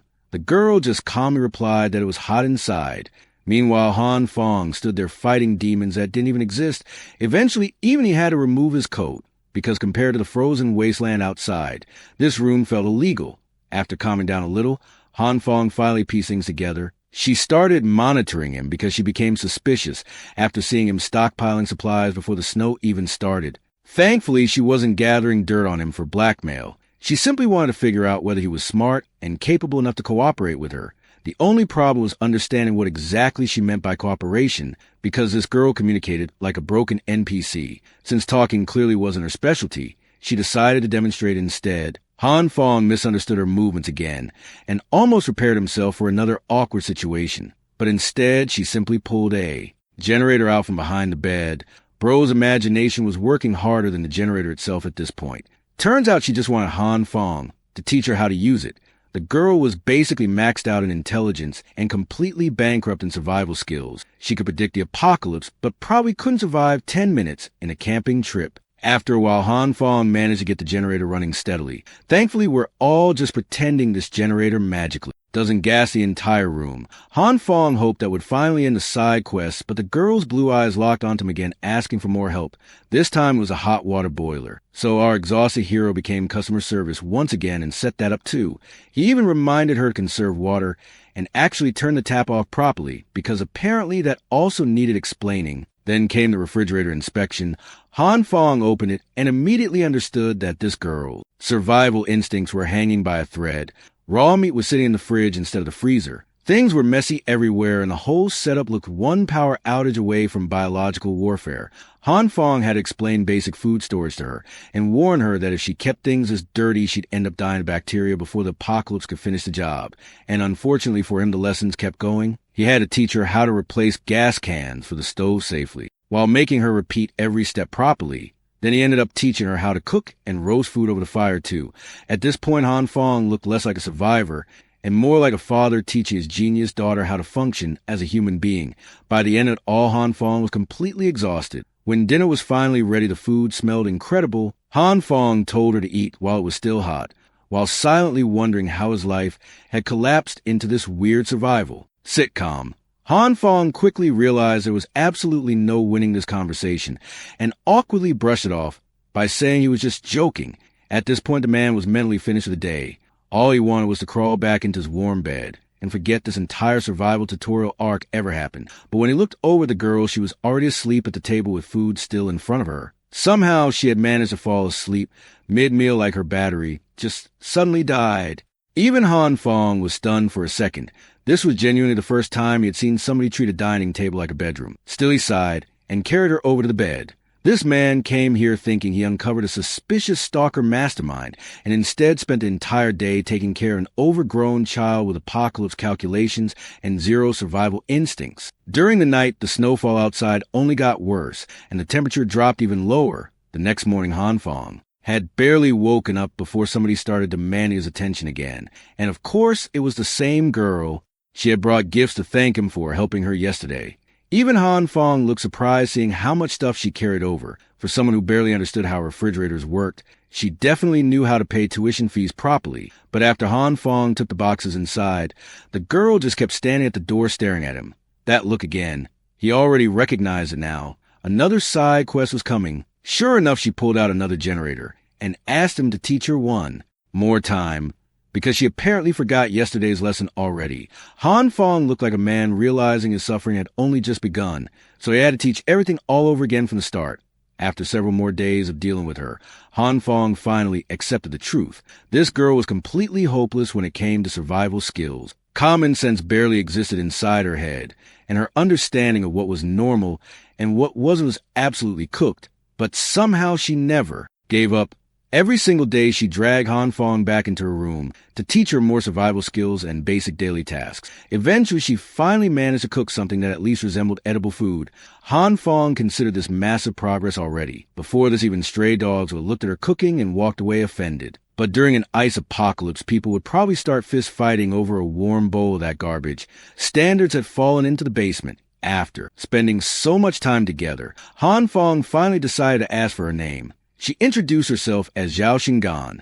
Even now, Han Fong still couldn't understand why she spoke so strangely or why her behavior was so unusual. But despite everything, he had no intention of abandoning her. Meanwhile, down in the basement where supplies were being distributed to the residents, the atmosphere had completely fallen apart. Hungry people were now openly fighting over the tiny amount of food left. Chaos spread everywhere as residents started snatching supplies from each other while arguing that nobody could prove ownership anymore. The weak collapsed from exhaustion while the strong grabbed whatever they could carry. The peaceful days in this community were officially over. Civilization was hanging on by duct tape and instant noodles. People fought desperately over scraps they believed belonged to them, and once somebody managed to steal something, they guarded it with their life. Any small argument, residents were punching and kicking each other so hard that fists and shoes ended up stained with blood. Humanity really folded fast the second food became limited. But while the entire basement looked like the final round of survival game, Mr. Jang stayed completely calm. He grabbed a megaphone and suddenly blasted the volume loud enough to destroy everyone's ears at once. The feedback sound instantly stopped the fighting because everybody was too busy suffering from sonic damage. Bro really used an AoE sound attack like an anime villain. After the screeching finally stopped, Mr. Jang calmly addressed everyone. He picked up one of the badly beaten residents and asked if this was really worth it. They were practically killing each other over scraps of food. Wasn't that pathetic? But the crowd immediately exploded with anger toward him instead. After all, he was the one who introduced the donation system in the first place. And now people were only getting a pack of noodles every few days. If they didn't die fighting, they were going to die starving anyway. Jang pretended to calmly listen to all the complaints about resource distribution. Then he suddenly flipped the pressure back onto them. If they were willing to beat each other half to death over scraps, then maybe they deserved to starve. He asked them to think carefully about who actually caused the situation in the first place. The angry residents blamed him immediately, but Mr. Jang picked up a piece of bread and started steering the crowd exactly where he wanted. Bread that once cost only a few dollars was now being sold by wealthy residents for insane prices. Some people were even cutting single pieces into smaller portions just to auction them off separately. The rich residents were squeezing desperate people dry while hiding mountains of supplies inside warm apartments. Meanwhile, the starving people in the basement had already run out of money, resources, and options a long time ago. Yet, instead of turning their anger toward the people hoarding food upstairs, they were down here destroying each other over leftovers, while the elite sat comfortably protecting their stockpiles. Jang's words slowly started shifting the crowd's anger away from each other and toward a brand new target. According to Mr. Jang, the real problem wasn't the starving people down in the basement. It was the rich residents upstairs hoarding supplies and raising prices like final bosses in a capitalist simulator. Those people were the ones selling bread for insane amounts while everyone else fought over crumbs. Mr. Jang asked the crowd if any of that sounded fair, and the moment he realized the crowd was fully swallowing every word, he pushed even harder. He told everyone to stop fighting among themselves and unite to take back the resources that should belong to everybody. The hungry residents immediately started convincing themselves that they were the real victims here. Why were the wealthy residents eating comfortably while everyone else was starving to death downstairs? Mr. Jang quietly watched the anger spread exactly where he wanted it to. He barely had to do anything anymore. The hatred was already growing on its own. The starving residents slowly convinced themselves that they weren't stealing. They were simply reclaiming what belonged to them. Honestly, one speech later, and the basement turned into a revolution starter pack. While the chaos kept building, Brother Lee stood nearby watching everything carefully. Out of everyone there, he was practically the only person who could see through Mr. Jang's performance. The crowd had already lost their minds, and Brother Lee immediately realized something huge was about to happen. So he hurried to warn Han Fong before things exploded completely. Meanwhile, Han Fong was peacefully lounging around his apartment pretending to read a book while actually half asleep. Bro was fake reading professionally. Then suddenly his phone rang. It was Brother Lee warning him about the disaster brewing in the basement. According to messages, Mr. Jang's nonstop incitement had finally pushed the crowd over the edge. The residents were now organizing raids to see supplies from everyone else in the building. They were already going door to door, prying locks open and carrying weapons and tools with them. These weren't desperate survivors anymore. This was basically a loot goblin army with anger issues. Brother Lee warned Han Fong to stay hidden and avoid confronting these lunatics directly. Han Fong could only hope Brother Lee himself stayed safe out there too. Even Han Fong didn't expect things to escalate this badly. Sure, he bought guns beforehand for emergency, but actually using them against another human being was a completely different matter. The thought alone made him uneasy, and if those raiders ever discovered how many supplies he really had hidden inside his apartment, they would absolutely lose their minds. Trying to get to him, these people would strip his place cleaner than a supermarket shelf during a panic sale. Han Fong immediately realized he needed to prepare for the worst-case scenario, so he went into the storage room and grabbed wires, tools, and several fire extinguishers before crudely rigging his front door with exposed live wires connected to the doorknob. The setup looked janky as hell, but desperate times create dangerous electricians. After finishing the trap, Han Fong slowly stretched the wire across the floor while trying to test everything properly. But before he could finish, the entire building suddenly lost power. Then it became obvious the blackout wasn't limited to one apartment. Every building in the surrounding area had gone dark at the exact same time. Residents tried contacting management, but those people had basically vanished long ago. Han Fong quickly figured out what happened. The worsening snowstorm combined with everyone overloading the electrical grid trying to stay warm had finally pushed the system past its limit. And with the roads buried under snow and temperatures turning deadly, maintenance crews weren't fixing anything anytime soon. The worst part was that Han Fong immediately understood this blackout might be permanent.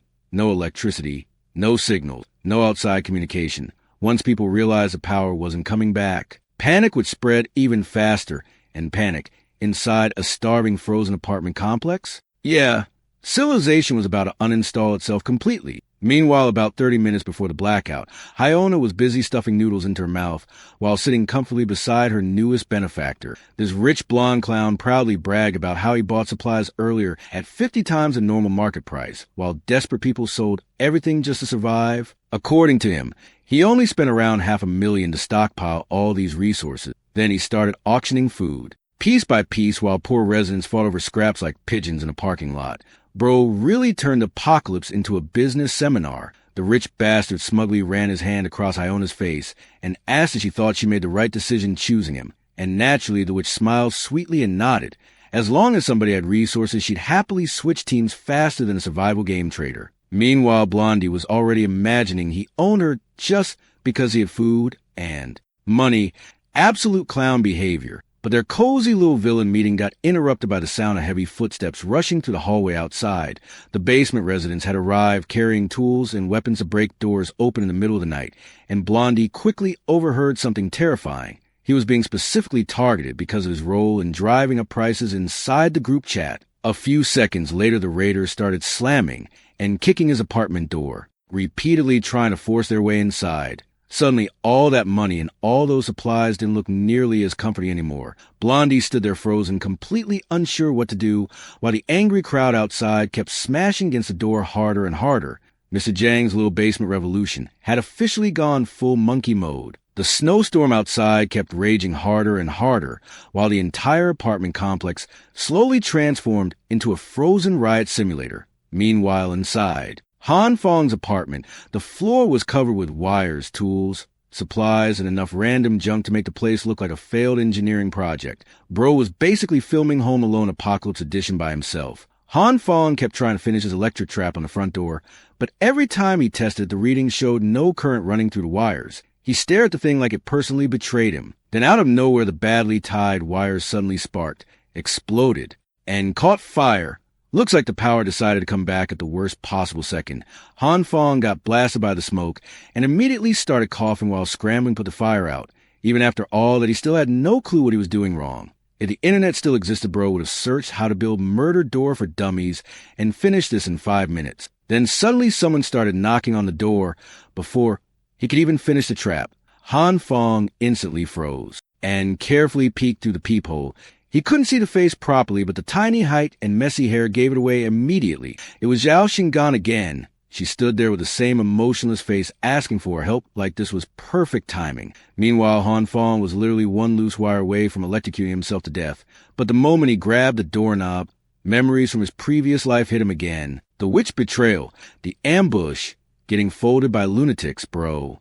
Immediately got paranoid and slowly pulled his hand away from the lock. Instead of opening up, Han Fong warned her through the door that raiders were already breaking into apartments and stealing supplies. He told her to hurry back home because he wasn't opening the door for anyone. Zhao Xingan just stood there silently in the freezing hallway while the building echoed with distant yelling and banging noises. Then suddenly she started pounding on the door even harder when Han Fong still refused to open it. She simply sat down on the cold floor outside his apartment and started shivering. Honestly, this girl operated on pure NPC logic sometime. Meanwhile, the raiders were already reaching the 18th floor. They weren't checking who lived there or asking questions anymore. Their entire strategy was basically kick door first, think later. Two rough-looking men walked down the hallway celebrating that they were the first ones there and immediately started dividing apartments between themselves like Loot Goblin, splitting dungeon rewards. And of course, Han Fong's apartment was the closest target. One of the raiders walked straight to the door with a crowbar and started smashing at it, while pretending to be someone delivering supplies, absolute clown acting, inside the apartment. Han Fong immediately yanked Zhao Xingan in and covered her mouth tightly, so she wouldn't make a sound, since nobody answered the door. The raiders stopped pretending and started forcing the lock with the crowbar.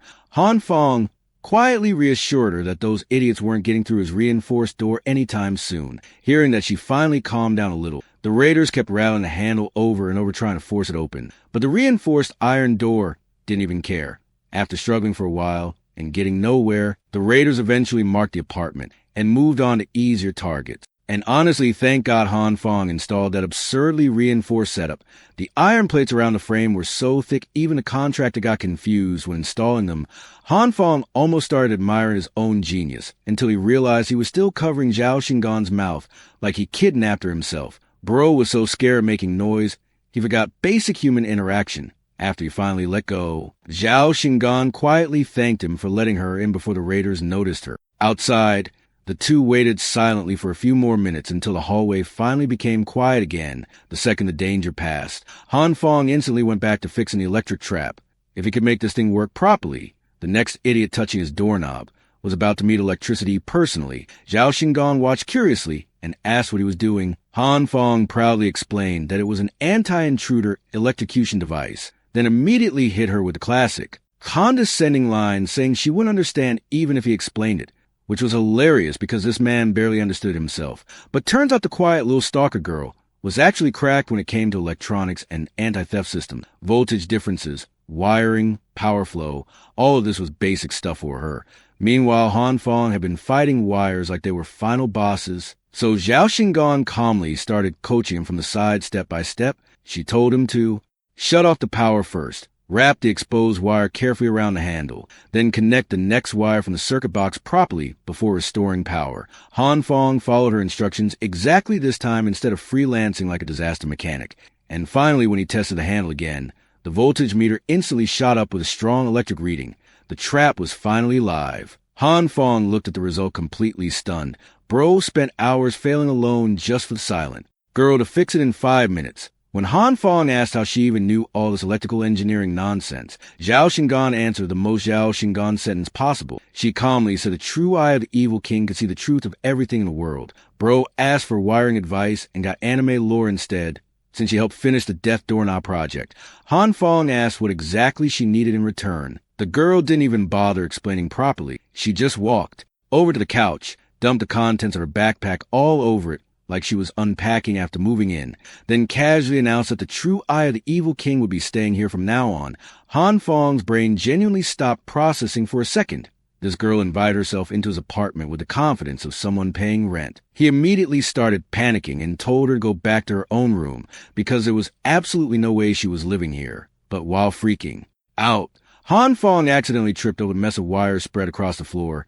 He stumbled forward, flailed around for balance for a few seconds, then crashed straight toward the coffee table. Except the impact never came. The table that was solid a second ago had suddenly turned soft like clay. Han Fong stared at it in confusion, while a weird purple glow danced around his hands. Even the toolbox nearby looked warped and squishy where the light touched it. He grabbed a hammer to test it, and the metal had literally bent on itself like warm candy. Bro waved it around once, and the thing lost its shape completely. At that point, Han Fong finally realized the purple light was somehow softening everything it touched. Meanwhile, Zhao Xingen watched this entire thing happen with the exact same blank face she always had. No screaming, no shock, no reaction. This girl watched reality bend in front of her and looked mildly interested at best. Han Fong got so distracted testing the power, he almost forgot she was still standing there staring at him like an SCP observer. Then suddenly her eyes lit up, and she declared that Han Fong had been chosen as an emissary of the true eye of the evil king. Bro unlocked superpowers and immediately got recruited into a fake anime cult. Han Fong quickly decided it was smarter to play along instead of explaining anything. This girl already operated on another frequency entirely, so he just accepted the role of chosen subordinate and nodded, along like any exhausted man dealing with chaos. As fellow emissaries, apparently Zhao Xingen proposed that they should cooperate from now on, and by cooperate she obviously meant sharing Han Fong's apartment permanently. Before he could even reject her again, she was already walking toward one of the rooms like she owned property rights in the Evil King headquarters. Han Fong didn't even get a vote in the discussion. At that point, he decided figuring out the purple power was way more important than arguing with this socially broken genius. From what he could tell, the purple light softened objects' meaning. He probably had more abilities than just the green light he already discovered. Bro was slowly collecting infinity stones inside his apartment. Thinking back carefully, Han Fong realized the ability activated when he tripped and desperately wanted to avoid smashing into the table. So he tried recreating that exact feeling. After concentrating for a while, the purple glow finally appeared around his hands again. Now that he could summon it properly, Han Fong started testing it on everything nearby. First the wires, then random tools, and a kitchen knife. The moment the purple light wrapped around the blade, the steel started turning soft instantly. The knife became so squishy it folded around his fingers like rubber jelly. And after that, bro went completely scientist mode. With metal, plastic, household junk, everything started getting tested. Every material he tried became softer the longer the purple light stayed on. That was the only effect, though. No explosions, no extra transformations, just turning objects into mush. By itself, the ability honestly felt kind of useless. Han Fong even started looking disappointed. Then suddenly another idea hit him, since he already had the green light and the purple light. What if he combined them together? Now bro started cooking for real. Han Fong quickly got used to merging both lights at the same time. He grabbed a melted-looking kitchen knife, coated it with both the purple and green energy together, then screamed Bankai. And somehow it actually worked. The melted kitchen knife instantly hardened back into shape, and not just normal hard either. The blade came back looking polished enough to use as a mirror. Bro accidentally forged a legendary weapon in his apartment, while screaming Bankai like an unemployed Shounen protagonist, curious now. Han Fong grabbed a tissue paper box nearby and repeated the same process on one single tissue. Then he tried, bending it, and somehow that tiny piece of paper became ridiculously hard to form. That was when he realized the real effect of combining both lights together. Purple softened objects, green reinforced them, and when fused together, they could massively increase toughness. And the first thing that entered Han Fong's mind was obviously defense. Bro instantly started thinking like a bunker goblin again. Meanwhile, downstairs, the raiders who stole supplies from other apartments were already showing their true colors. The same people screaming about fairness and quality a few hours ago suddenly didn't want to share loot anymore. Funny how revolution disappears the second snacks enter the inventory. They secretly kept portions of the stolen supplies hidden away because they were scared resources would run out. Some of them even argued they shouldn't waste food on women and elderly people, but they also knew if the others discovered the hidden supplies, things would get ugly fast. While they were whispering about their shameless little stash, one of the raiders suddenly noticed something strange on the 18th floor wall nearby. The concrete surface started wriggling unnaturally. Bro looked at the wall and immediately got hit with nightmare fuel the moment they shined a flashlight on it. A human face started emerging directly from the concrete, like some cursed horror movie scene. The face twisted and grimaced while pushing outward like it was trying to escape from inside the wall itself. Then arms started forming too. At that point, the raiders completely lost it. They ran downstairs in pure panic, thinking the 18th floor was possessed by demons. Meanwhile, inside the apartment, Han Fong was the actual idiot trapped inside the wall. Turns out he'd been testing his powers on the apartment walls themselves and accidentally softened them too much. Bro literally got half stuck inside his own wall while trying experiments. He could barely breathe while struggling to pull himself out of the clay-like mess before suffocating. After escaping that disaster, Han Fong decided to properly test the combined purple and green enhancement on an actual section of the wall. Covering something that large with both lights at once was exhausting, though. He had to focus hard just to maintain the fusion. Eventually, he managed to fully reinforce the wall. The process drained him badly, but the result looked insanely sturdy. Naturally, the next step in Han Fong science was violence. So bro pulled out a giant sledgehammer and stood there staring at the wall like he was about to challenge it to a duel. Then he swung with all his strength. The hammer smashed directly into the reinforced surface over and over again. Han Fong kept hitting it until his arms were barely functioning anymore, and the wall didn't even scratch. At that moment, Han Fong finally realized how broken this ability actually was. If he kept improving this, his apartment was basically turning into a raid boss fortress. Meanwhile, back in the basement parking lot, most of the raiders had returned pretending to donate part of their loot. One guy nervously handed over a tiny bag of food while claiming that was all he managed to steal. Bro looked guilty before he even opened his mouth. Then suddenly someone grabbed him from behind and slammed him onto the floor. One of the Jean brothers pinned him down hard and demanded to know where the rest of the stolen supplies were hidden. Because apparently this clown was earlier seen carrying 3 full bags and now returned with one sad little package, like he thought everyone had memory loss. Even while getting his arm twisted, the raider kept denying everything. Jean Bro was already preparing to beat honesty out of him the old-fashioned way when someone calmly stopped with a hand on the shoulder. And of course it was Mr. Jang. The smiling basement politician stepped in like some fake messiah again and told Jean Bro to let the man go first so they could talk peacefully. Then the terrified thief looked up and saw Mr. Jang extending a helping hand toward her with that same warm smile everybody trusted way too much. And honestly, that smile was getting scarier every chapter. The raider finally folded and brought out the other 2 hidden food bags, just like Gene Bro suspected. This greedy raccoon really tried sneaking away with extra loot while pretending to be innocent. The man apologized shamelessly and explained that he had 5 people at home to feed, and the official rations were nowhere near enough. And honestly, that was the scary part about this whole situation. Everyone had a reason now. Starvation was slowly turning normal people into thieves, liars, and lunatics. Then Mr. Jang pulled out his own ration and handed it over to the man personally. Bro really knew how to manipulate an audience. He calmly explained that rules still mattered and all stolen supplies had to be redistributed fairly according to household size. But he also understood the struggles people were going through. The thief almost started crying on the spot. Lao Wang grabbed the food like he just received salvation itself and swore loyalty immediately. He even promised that if Mr. Jang ever needed help in the future, he'd be there no matter what. Mr. Jang then turned toward the crowd lined up for rations and gently told everyone to collect their share and return home quickly. Calm voice, kind smile.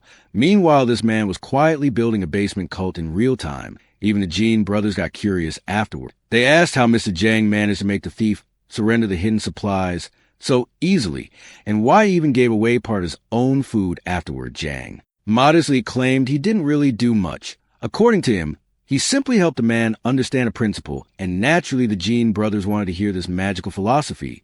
Jang explained that throughout history, riots and rebellions always happen when social classes clashed over benefits and survival. But the important thing was that collective behavior diluted responsibility. If you weren't caught directly, punishment became difficult because the blame spread across the crowd. However, the second someone violated the group's own rules, they stopped being part of the collective and became an individual criminal instead. That was the fear Mr. Jang planted in Lao Wang's head. If the community rejected him, he wouldn't just fear legal punishment after the disaster. He'd also face revenge from every owner he robbed personally. Basically, Mr. Jang weaponized peer pressure and social fear like a professional politician. Watching everything from afar, Uncle Lou stayed completely silent. Unlike the others, he immediately understood what Mr. Jang was actually doing. This man intentionally ignored one very important detail. In every riot or movement, a leader always emerges from the crowd. Whether hero or villain, troubled times always create powerful figures, and Uncle Lou could already see that potential growing inside Mr. Jang. Meanwhile, upstairs, Han Fong was still busy stress-testing every inch of his apartment like a paranoid engineering goblin. He kept smashing reinforced walls and windows with a sledgehammer over and over again to verify their toughness. The process drained him badly, but the results were insane. Bro practically turned his apartment into a boss arena. Now he had reinforced walls, reinforced windows, reinforced furniture. Honestly, if a tank showed up outside, Han Fong would probably start testing durability instead of panicking. And just when he finally thought he could relax, for a second somebody knocked on the door again. At this point, visitors were spawning more frequently than zombies. Han Fong carefully stepped to the mess of wires on the floor and walked toward the entryway, while wondering if those looters came back for round 2. But when he peeked through the peephole, his expression instantly changed. It was Hyona. The witch stood outside, shivering in the cold with tears in her eyes, while softly calling his name. And the moment Han Fong saw that scene, memories from his previous death replayed instantly in his mind. She started speaking in the exact same emotional tone from before, saying only hard times reveal true feelings, saying only someone who truly loved her would help her unconditionally. Say he opened the door, she would finally open her heart to him. Bro almost heard the death soundtrack playing in the background, because these were literally the same words she used right before he got ambushed and murdered in his previous life, which meant one thing immediately. The bastard partner was definitely hiding nearby, waiting to smash Han Fong's skull open the second the door unlocked. Han Fong's first instinct was pure rage. He genuinely wanted to grab his gun, open the door, and erase this trash couple from existence immediately. But halfway through thought, he forced himself to stop. The power was out. The hallway was dark. Whoever was hiding outside had the advantage, while Han Fong would expose himself the moment he stepped out. If he missed even once, he could die again, exactly like before. Even the electric trap wasn't reliable enough here, because getting both idiots to touch the handle together would be almost impossible. So Han Fong forced himself to calm down and immediately shut off the generators to eliminate any light advantage. This was his one chance to reverse what happened in his previous life, which meant he couldn't let anger control him now.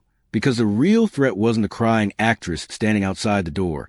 It was a rat hiding somewhere in the darkness, waiting for the perfect moment to strike. Finding the hidden attacker was a difficult part, but luckily for Han Fong, this was his first time getting betrayed by these clowns. He still remembered exactly how he died in his previous life. The killer should be hiding in the blind spot right behind the doorway waiting for the ambush. Han Fong quietly gripped the sledgehammer tighter, while estimating the man's position to the wall itself. Then a nasty little idea formed in his head. Risky, weird, and honestly insane, but probably his best chance. He slowly placed his hand against the wall and activated the purple light. The surface immediately began softening like clay while Hyona continued outside with her Oscar performance. She kept crying and begging Han Fong to open the door already, while acting like the world's coldest victim. Meanwhile, the idiot hiding nearby was already starting to hesitate. Bro was probably realizing this robbery mission felt way more dangerous than advertised, or Hyona kept pushing him, insisting Han Fong had mountains of supplies stored inside, truckloads delivered before the disaster, enough food to survive for ages. Honestly, greed was the only thing still keeping these two clowns motivated. Then suddenly the softened wall behind the hidden attacker started bulging outward unnaturally. It twisted and stretched like wet cement trying to grow a limb. The killer finally noticed weird noises coming from behind him, but by the time he turned around, it was already over. A freaking sledgehammer-shaped mass burst out from the softened wall and smashed directly into his jaw with terrifying force. Bro got launched like a rag doll immediately. His entire face folded sideways like the game physics bugged out. Hyona jumped back in horror after watching her partner fly across the hallway. She kept asking what happened, but the guy couldn't even answer anymore. His whole body was twitching in pain and freezing cold. Then slowly the reinforced apartment door creaked open. Han Fong stepped out, holding a fire extinguisher with the calmest, petty revenge smile imaginable. This man looked like he'd been waiting years for this exact moment. Before Hyona could even process what was happening, Han Fong blasted the extinguisher directly into her face. White powder exploded everywhere, while she screamed and stumbled backward blindly.